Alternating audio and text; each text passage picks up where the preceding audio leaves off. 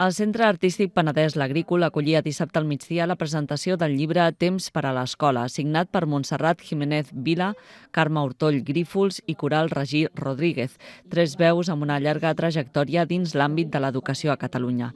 En una recta final del curs marcada per les vagues i mobilitzacions al sector educatiu, l'obra pretén apropar la realitat de les aules amb esperit crític i afrontant temes com la inclusió, la llengua, la pobresa infantil o la immigració. Les tres autores formen part del grup de 18 experts format pel Govern de la Generalitat per impulsar millores educatives davant els mals resultats en proves com les PISA. I llavors, a partir d'aquí, amb un petit grupet, que anàvem treballant en grups i amb el territori, també, aquí també mestres del Penedès i amb tots, doncs vam veure que tot allò que havíem escrit, a part del document oficial que havíem entregat, el que vam escriure amb la Coral i la Montse, que ens anàvem parlant cada dia, un grup de WhatsApp normal, educatiu, doncs vam veure que estaria bé de posar-ho per escrit, i així va sorgir.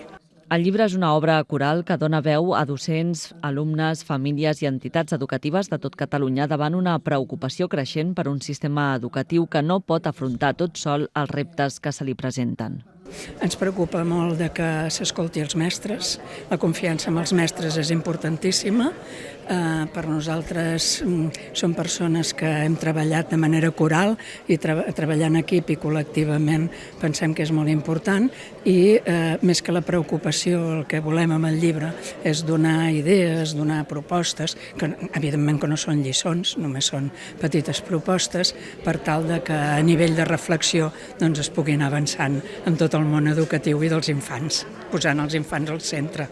Temps per a l'Escola vol esdevenir d'alguna manera un primer pas per un debat educatiu que mereix més veu i més profunditat.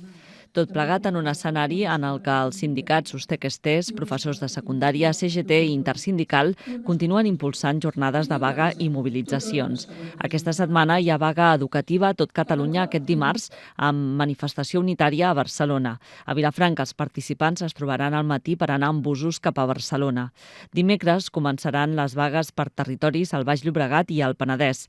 La setmana vinent, el dimecres 20 de maig, hi ha una nova jornada de vaga convocada per les educadores de 0 a 3 anys. I més endavant, les mobilitzacions continuen, si no hi ha canvis, amb vaga educativa a tot Catalunya el dimecres 27 de maig i el divendres 5 de juny, i vagues per territoris, entre les quals el divendres 29 de maig al Baix Llobregat i al Penedès.